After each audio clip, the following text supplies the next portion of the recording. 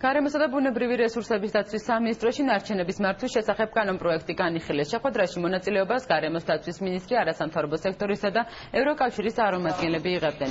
კანონპროექტი ნარჩენების მართვის თანამედროვე მიდგომებისა და ევროპული სტანდარტების დანერგვას ითვალისწინებს. ის ევროკავშირის ხელშეწყობით საერთაშორისო და ადგილობრივი ექსპერტების მონაწილეობით მომზადდა. ნარჩენების მართვის კოდექსი განსახილველად საქართველოს მთავრობას გადაეგზავნება, რის შემდეგაც ის უკვე დასამტკიცებლად პარლამენტს წარადგინება.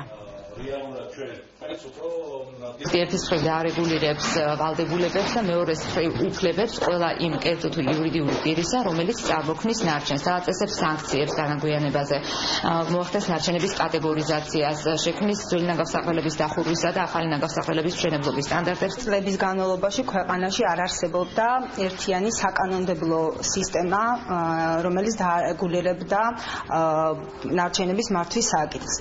ძალიან დადებითი არის, რომ დღეს უკვე შემუშავდა კანონპროექტი ნარჩენების მართვის შესახებ.